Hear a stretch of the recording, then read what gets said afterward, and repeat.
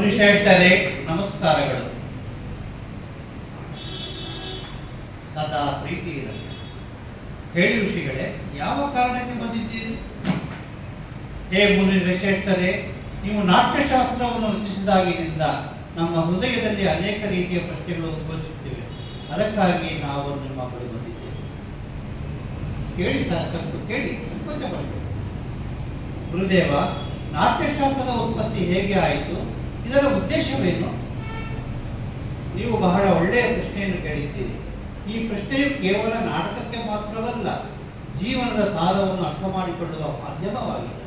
ತ್ರೇತಾಯುಗದಲ್ಲಿ ಮನುಷ್ಯನೊಬ್ಬ ಕಾಮ ಮತ್ತು ಲೋಭಕ್ಕಾಗಿ ಒಳಗಾಗಿ ಅಧರ್ಮ ಮತ್ತು ಸಂಘರ್ಷದ ಕಡೆಗೆ ಸಾಗಲು ಪ್ರಾರಂಭಿಸಿದಾಗ ಇಂದ್ರನು ಬ್ರಹ್ಮದೇವರಿಗೆ ನೋಡಲು ಮತ್ತು ಕೇಳಲು ಅನೇಕ ಆಜ್ಞೆಗಳನ್ನು ಪ್ರಾರಂಭಿಸಿದ್ದಾರೆ.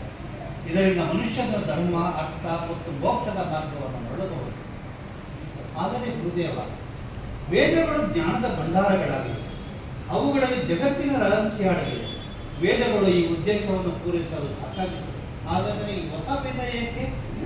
ಏಕೆಂದರೆ ಅದು ಎಲ್ಲ ಜನರಿಗೂ ಸುಲಭವಾಗಿ ಲಭ್ಯವಾಗಬೇಕು.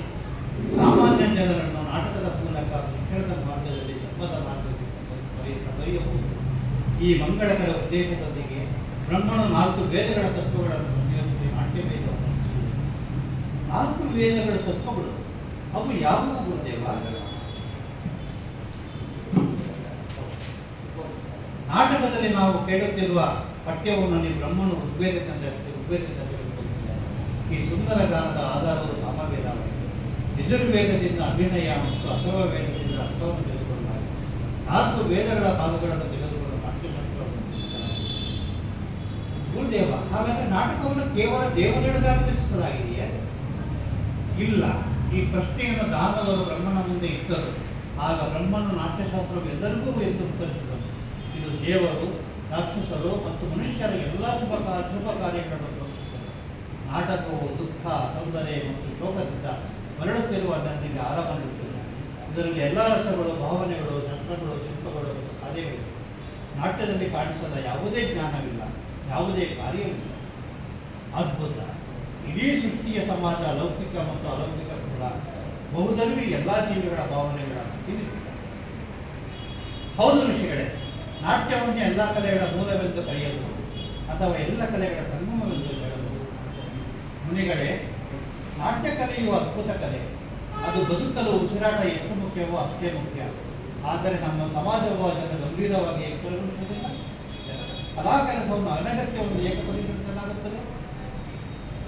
ನಾವು ಕಲಾವಿದರು, ನೀತಿಯ ನಿಯಂತ್ರಕರಲ್ಲ. ಕಲಾ ಕೆಲಸ ಮಾಡುವುದು ನಮ್ಮ ಧರ್ಮ. ನಮ್ಮ ವಿಷಯದಲ್ಲಿ, ನಮ್ಮ ಕಲೆಯ ವಿಷಯದಲ್ಲಿ ನೀತಿ ನಿಯಂತ್ರಕರು ಪರಿಗಣಿಸಬೇಕು.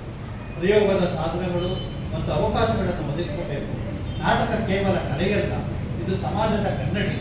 ಇದು ಮಾನವೀಯತೆಯನ್ನು ಸತ್ಯದ ಹಾದಿಗೆ ಕೊಂಡೊಯ್ಯುವ ಸಾಧನವಾಗಿದೆ.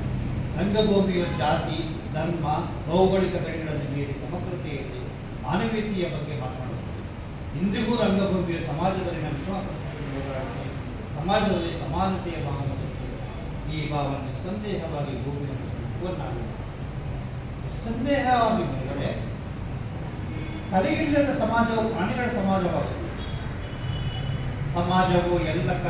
ಸಮಾಜವು ಕಲೆ ಮತ್ತು ಕಲಾವಿದರಿಗೆ ಅವರ ಅರ್ಹವಾದ ಸ್ಥಾನವನ್ನು ನೀಡುತ್ತದೆ. ನಮ್ಮ ಭರವಸೆ ಮತ್ತು ನಿರೀಕ್ಷೆಯೊಂದಿಗೆ ನಾವು ನಾಟ್ಯಶಾಸ್ತ್ರವನ್ನು ನಡೆಯಬೇಕು.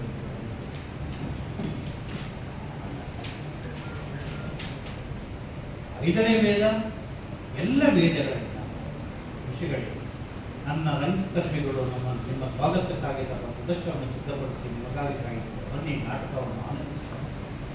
ಈ ರಾಷ್ಟ್ರವು ವೃದ್ಧಿಯಾಗಲಿ, ಎಲ್ಲರ ಆಸೆಗಳು ಈಡೇರಲಿ, ಸೃಷ್ಟಿಯು ಆನಂದದ ಜಗತ್ತಿನಲ್ಲಿ ಸದಾ ಪರಿಪೂರ್ಣವಾಗಿರಲಿ, ಭೂಮಿಯು ಸದಾ ತೆರೆದಿರಲಿ, ಮೇಲೆ ನಿರ್ಮಲ ಆಕಾಶವಿರಲಿ, ಸಜ್ಜನರು ಯಾವಾಗಲೂ ನಿರ್ಭಯವಾಗಿರಲಿ ಮತ್ತು ದುರ್ಜನರು ನಾಶವಾಗಲಿ.